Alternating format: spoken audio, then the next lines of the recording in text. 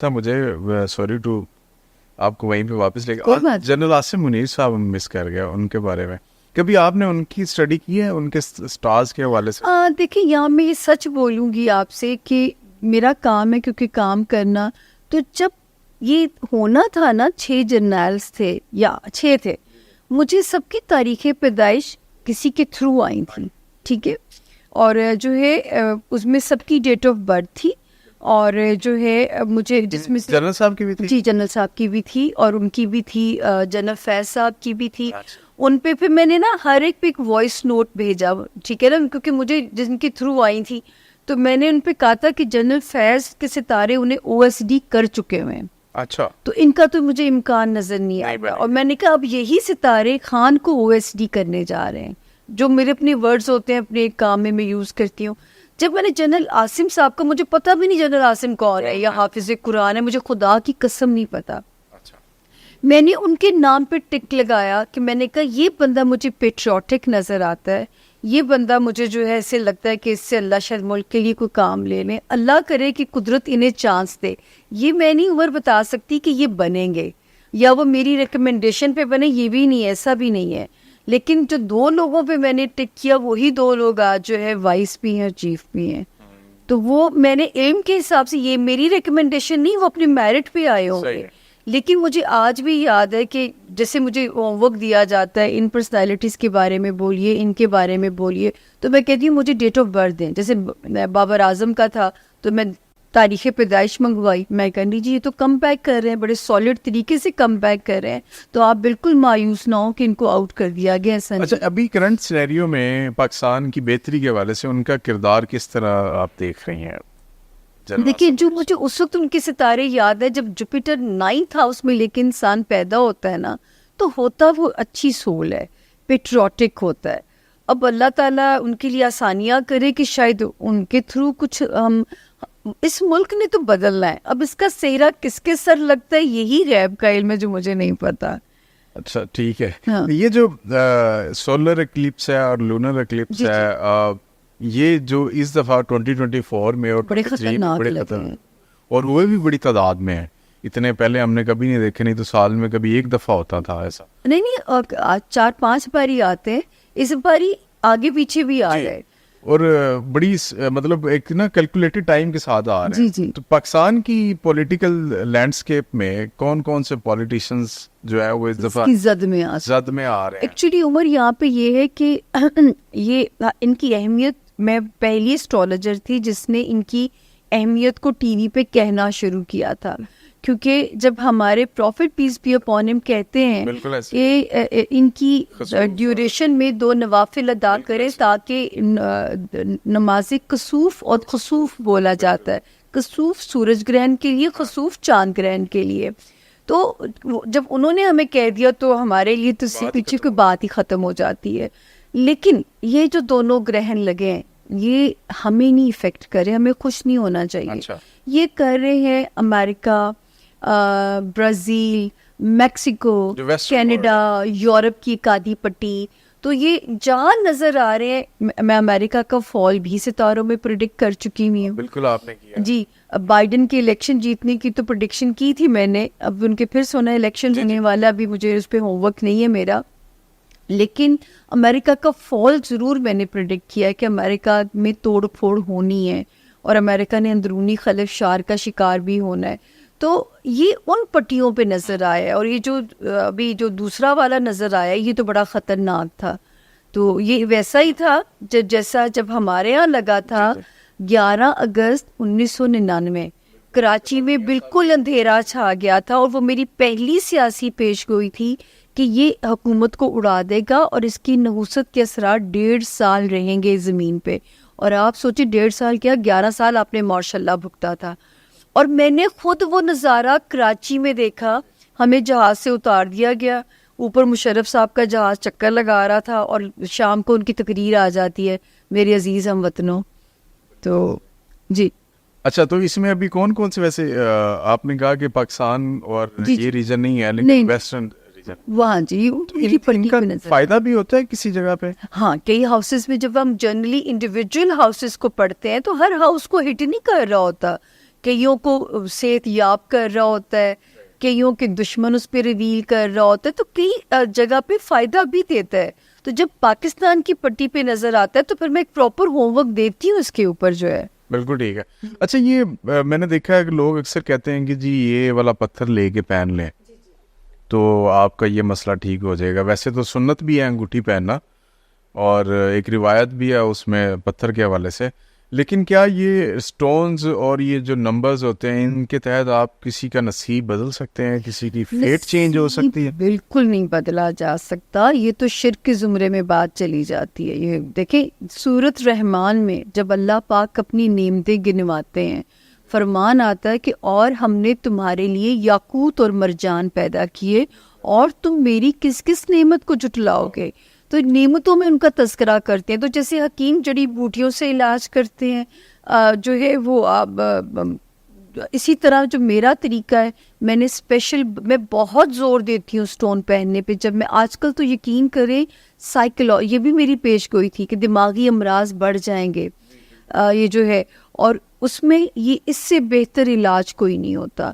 میرے اپنے ہاتھ میں پاگل ہونے کی لائن ہے, اور وہ جو لائن ایسی ہے کہ میری زندگی ایسی تھی کہ میں پاگل ہو سکتی تھی جتنی میں نے دکھ دیکھے, اپنی مشکلات دیکھی. تو کوئی میرے انٹرویو میں کہتے ہیں نا آپ یہاں تک کیسے پہنچی, تو میں کہتی ہوں میرے فیلیئرز نے مجھے یہاں تک پہنچایا ہے. تو یہ مجھے میری دوائی ہے, یہ مجھے میرے اندر کامنس رکھتے ہیں. لاکھ دکھ آ جائے, پینک آ جائے, مصیبت آ جائے, یہ میرے دماغ کو پینک نہیں کرنے دیتے. جب دماغ پینک نہیں ہوتا تو بر وقت صحیح فیصلے لینے کے قابل رہتا ہے. تو یہ صرف دماغ کو ڈیل کرتے ہیں, اور ان کی سائنس بھی ہے کہ سیدھے ہاتھ میں پہنایا جاتا ہے, یا کہ یہ سولر انرجی لیتے ہیں اور تھرو رائٹ ہینڈ آپ کی برین کی ویوز کو پہنچاتے ہیں, تو آپ کا برین پینک میں نہیں جاتا. تو ان کی صرف یہ سائنس ہے. تو میں تو سر اس کی اہمیت سے انکار نہیں کر سکتی. نصیب نہیں بدلتا, آپ کے دماغ کی ریپیئر میں آپ کے ساتھ ایک معاون کا رول ادا کرتا ہے. تو غلط پہن لینے سے اس کا ایفیکٹ بھی ہوتا ہے؟ بالکل. اب بہت یہ تجربے خود نہیں کرنے چاہیے. جیسے ڈاکٹر کی سیلف میڈیکیشن سے منع کرتے ہیں, تو یہ بھی میں کہتی ہوں کہ اب دیکھیں میرا لیو ہوں میں کے ساتھ ایک سوال بھی ایڈ کر لیں. آج کل تو یہ ہوتا ہے کہ جی میں بلکہ ایون خود یہ کرتا ہوں, سارے یہی کرتے ہیں, کوئی بھی مسئلہ ہے گوگل پہ جائیں جی, سرچ کریں, اور اب کسی نے پتھر دیکھنے ہوتے ہیں وہ اپنی ڈیٹ آف برتھ ڈالتا ہے اور اس میں لکھا ہوتا ہے کہ جی یہ دو. یہی میں کہنے لگی تھی کہ میں لیو ہوں, اور میرے پہ ایک ہی سٹون آپ کو وہاں لکھا ہوا نظر آئے گا, روبی. لیکن جب میں نے روبی پہننے کی کوشش کی نا, تو وہ ایسے جیسے اندر ایک لاوا سا نکالتا تھا. پھر مجھے پتا چلا کہ پھر یہ میں نے خود کی ریسرچ ہے میری. پھر میں اپنے ایمرلڈ, کیونکہ دیکھیں جب ہم ذائچہ انڈیویجول پڑھتے ہیں تو میں پڑھتی ہوں, میں کہتی ہوں کہ زندگی میں ایک بار بھی کافی ہے اپنے ذائچے کو جان لینا. آپ کا چاند کہاں تھا, آپ کا سورج کہاں تھا جب آپ پیدا ہوئے, آپ کا رائزنگ پلانٹ کیا تھا, آپ کا نام کس پلانٹ کے اندر جا رہا ہے. تو جن 4 یا 3 کے ساتھ ایک سٹون جا رہا ہو, تو میں نے اپنا علاج زمرد کے ساتھ کیا. اس نے میرے مزاج کو ٹھنڈا کرنا شروع کیا. اور جتنا مشکل کام سر میرا ہے, کیسے کیسے لوگوں کو مجھے ڈیل کرنا پڑتا ہے, کیسی کیسی کہانیاں مجھے سننی پڑتی ہیں, تو میں تو ان کو یہ دعا دیتی ہوں کہ میں تو ان کو پہن کے بھول چکی ہوئی ہوں. اچھا یہ بہت سارے لوگوں کی بات کی, تو آپ کے پاس کوئی ریسنٹلی بڑی بڑی پرسنالٹیز آتی ہوں گی؟ جی نام نہیں بتا سکتے. میں تو اس طرح کا گھر میں سسٹم ہے کہ ایک کا ایک کے سامنا بھی نہ ہو. اچھا, ایک کلائنٹ جائے تو دوسرا ادھر سے اندر آئے, کیونکہ یہ پریویسی. ویسے ججز, بیوروکریٹس, پولیٹیشینز اور ملٹری مین یہ سب آتے ہیں سر. دیکھیں اوتھ ہوتا ہے نا کام کی. نہیں ویسے میں نام نہیں پوچھ رہا, آتے تو ہیں یہ. دیکھیں جس کو ضرورت ہوتی ہے اور گائیڈ لائن کی, تو وہ اگر یہ مطلب جو ہے اس میں نام میں کہتے ہیں نا ٹیلی فون, خیر میں تو نمبر خود بھی کسی کے سیو نہیں رکھتی. میرے لیے تو کلائنٹ ہی ہوتا ہے, چاہے میں کسی کو فل اس میں لینتھ مل لوں پروٹوکول کے ساتھ بھی, میرے لیے تو وہ ایک کلائنٹ ہے نا. اچھا یہ سڑ ستی کیا ہوتا ہے؟ یہ بڑی ٹرمس چل رہی ہے آج کل, بڑا لوگ ڈسکس کر رہے تھے اس کے بارے. سڑ ستی جو ہے یہ ایک ایوریج لائف میں 3 مرتبہ آتی ہے, اور 30 سال کے بعد دوبارہ آتی ہے, 30 ایئرس کے بعد.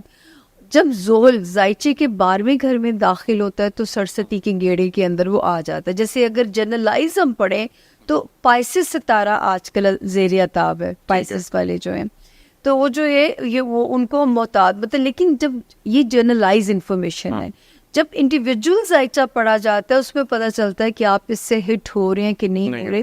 تو یہ اس کا ذکر تو قرآن پاک میں حضرت ایوب والے واقعے میں آئی ہے. تو جو ہے یہ 7.5 سال کا ٹائم فریم ہوتا ہے, ٹھیک ہے, لیکن اس میں یہ کہ محتاط, ہم کہتے ہیں کہ اب اس فرنٹ پہ محتاط ہو جائیں, اب اس طرح سیف چلیں. تو یہ بالکل سے انکار نہیں کیا جائے. اور اس سال میں ایک ہی بار نہیں, یہ جب 3 بار آتی ہے ایوریج لائف میں تو ہٹ ایک ہی بار کرتی ہے. ٹھیک ہے. ہاں جی. تو اچھا مجھے یہ بتائیے نواز شریف صاحب جب دوسری میں نے آپ کو کاٹا, نواز شریف صاحب نے جب دوسری بار اوتھ لیا تھا تو وہ سڑستی کے اندر تھے. اچھا. اور میں بار بار ٹیلی ویژنس پہ کہتی تھی کہ نہیں, جب یہ 1.5 سال بعد -1 ہوئے. اچھا, یہ تیسری دفعہ, یہ تیسری بار والا جو تھا, تو میں کہتی تھی کہ یہ سڑستی میں ایک ایک فیصلہ سوچ کے ان کو لینا پڑے گا. اور میں نے سنا ہے کہ ان کے جو لوگ ان کو جا کے کہتے تھے سامنے آپ کے بارے میں یہ کہتی تھے, وہ کہتے تھے اللہ مالک ہے.